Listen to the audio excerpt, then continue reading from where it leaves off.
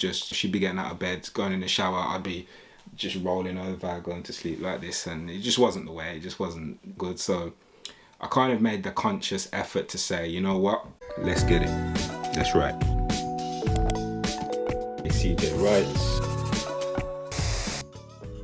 What's happening, people? This is CJ Lloyd Webley, aka CJ Writes. I think it's been a week, not been too long. I feel like it's taken about a week for me just to get my thoughts together and get ready to get back on this YouTube thing, because it takes a bit of time to do all the editing, all the audio and all of that.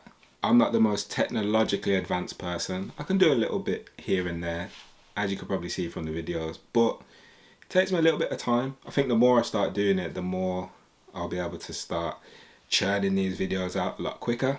But today we're going to be looking at actually something that ties in quite nicely with all of that, is how to start being more productive with your time. So as usual, if you do like the content, please do hit the like button. If you would like to hear more videos like this, make sure you subscribe, as it one gives me the motivation to continue making these videos, because you know it can get a little bit kind of, I don't even know what the word is, but when you're uploading all these videos, you're editing, you're doing the cover art and all of that, next thing you know, you're getting 2 likes, 4 views. I'm thinking, come on CJ, like let's step this up a little bit. What's going on, mate?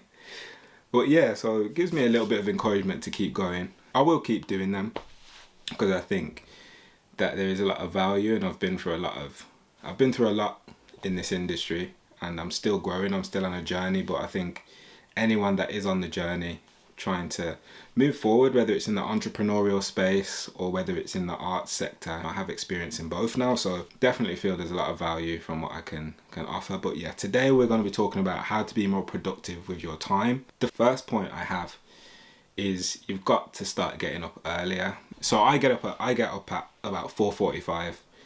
There's a reason for that, and I will explain that as we go along. If you asked me 2 years ago if I would ever be getting up at 4:45 in the morning, you must be joking, you must be mad. But as you progress in life, as you're trying to move forward and achieve certain things, there's only so many hours in the day, and it gets to a point where your diary starts getting chock-a-blocked. You've got things that you need to get done and you want to tick off.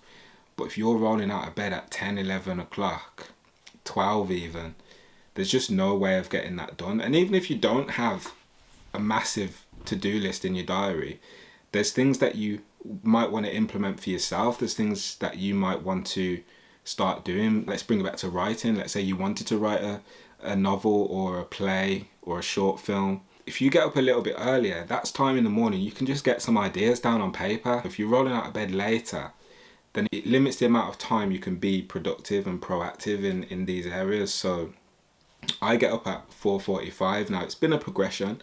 I didn't kind of just wake up one day and say, I'm just going to get up at 4:45. It's actually to do with the fact that my wife works a little bit further away. So it means, you know, so I'm an entrepreneur and a writer, and I don't really have set hours like that. So it meant that I could work at any time. So I used to be a real night owl. I would just be writing, doing bits on the laptop till like 12, 1 o'clock in the morning, and then I'd just kind of trail up the stairs like a zombie and just go back in bed and probably scroll through my phone, look at a couple YouTube videos, catch up on the UFC or the boxing, you know, them ones there. But it's just not really the way, especially when you're in a relationship as well. You want to be able to know what's going on with each other. So it was getting to a point where just a bit of passing ships going on. We'd still communicate, still have a laugh and a joke or whatever, but it was getting to a point where she would be waking up, going to work quite early, and I'd still be in bed. She'd be getting out of bed, going in the shower, I'd be just rolling over, going to sleep like this, and it just wasn't the way, it just wasn't good. So I kind of made the conscious effort to say, you know what, see, you got to just start getting up early. So now we both try to go to the gym, we try and stay fit. We know that we're not them type of people that can just start chowing down on the pizzas and the carbs and the McDonald's on a regular basis, you know, them ones, because certain people can eat those things and it's on a regular basis and it don't affect their physical appearance. But for us, it was kind of a thing of, nah, we can't be doing that. We need to be working out. So we both decided we're going to start getting up. So it wasn't 4:45 at the start. It was probably a little bit later. But then we said, yeah, we're going to get up at 4:45. We're going to go to the gym. We're going to check in with each other, see how we're doing. And we're very much more productive because we get up earlier.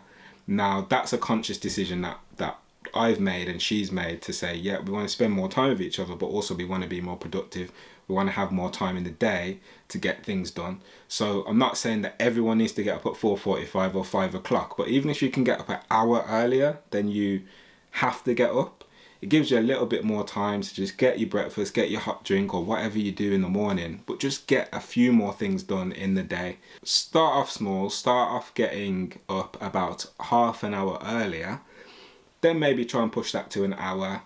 There might be some days also that you're like, nah, I can't get up. I'm gonna get up at my normal time. And that's okay also. Don't be too hard on yourself, but definitely try and get up a bit earlier. So the next point I have about how to be more productive is you've got to stop scrolling down your phone. Now, it's these things right here, they're so addictive. I feel really bad actually. I'm just putting up my phone. I got money in the back of my phone. What's all that about? I actually think that was because I bought some t-shirts for my organisation and we were doing a photo shoot. This is definitely a sidetrack, but I'm just going to put this in there because just in case people say, why you got £10 in the back of your phone? I was doing a photo shoot and I was giving out some hoodies and t-shirts and somebody gave me a donation and that was the donation. So yeah.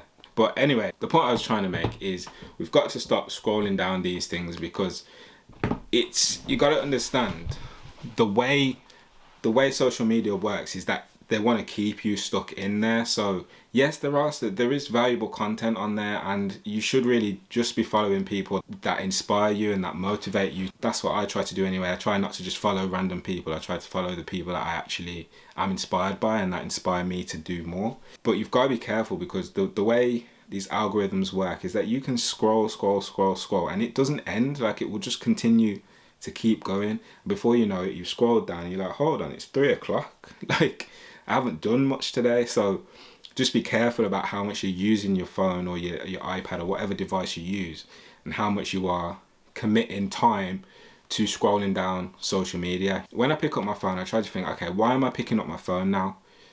What am I actually trying to get out of this this interaction with my mobile phone? Am I just picking it up because I feel like I'm missing out on something? Because the reality is you're not missing out on anything. If it's important, people will call you. So just be careful how much you are scrolling. The third point I have on how to be more productive is to write things down. Of course, I'm a writer, so I'm always going to advocate that. But it could be as simple as, so for me, as I've mentioned in previous videos, I always have scrap pieces of paper around. And the purpose for that is not so much because I like having scrap pieces of paper all around my house, but it's because if I've got something in my head, I can jot that down without kind of going to my phone, because if you go to your phone, you can get distracted. So I just jot things down really quickly, and then later on in the day, I will type up all those notes, get rid of anything that's not relevant anymore, and I'll just make sure that I've got a hard copy, obviously, on my laptop. But the purpose of just jotting it down is so it's out of my head and okay, later on in the day, I'm going to just type all of those notes up. And this is a really good thing to do whenever you have a meeting or a conversation with someone that is of value, because we're human beings, we're going to forget what was said. So if you write down some notes, write down the important things, then you can make sure you've got a record of that. Otherwise, some of these conversations that we have, they don't actually make an impact on what we're trying to achieve because we don't record what's actually been said. The fourth point I have is to set daily targets for yourself. So you can have daily targets and you can have your long-term targets. So it's not to get these mistaken. So I use Google Drive. Typically, I will just write my long-term goals on there, and I'll just make sure they're kept on there because they are not anything that I'm going to do at this stage, but maybe in a week or so I'll have a look on there and say, okay, we've got long-term goals there. What can I do during the day to start ticking off some of those, or making moves towards completing those long-term goals. But in terms of your day-to-day activity, for example, I clean up the house on a Thursday, so I put that in my to-do list on my phone because I want to tick that off. So what are the things that you do typically each day? What are the things that you need to tick off? Because those are things that are going to make you start to feel, actually, I am being quite productive. I am getting the things done that I'm supposed to get done. If we don't tick things off, sometimes there's that feeling of unsatisfaction that I've just gone through the day and I haven't done anything. But actually, you probably have. You just haven't made a note of it and you haven't made a record of it. These are the things that are going to make you start feeling more fulfilled about what you're achieving in life generally, because you're actually being productive. There might be things that are bigger tasks that you might not get done that day, but make sure that you put those on the drive so you know, okay, I'm not going to get that done this day, so I'll take that off my daily task. I'm going to put that on the drive, and then once I've done and completed my daily tasks, go on the drive and see what else. And then there's no pressure then. I've done everything that I was supposed to do for this day, and now this is like an added bonus if I want to do a little bit of extra work. So that's it for this video. I hope you've established some new ways that you can be more productive during the day. If you have any questions, please do hit me up in the comments below. And again, please do hit that subscribe button. Until next time, peace and love. Take care.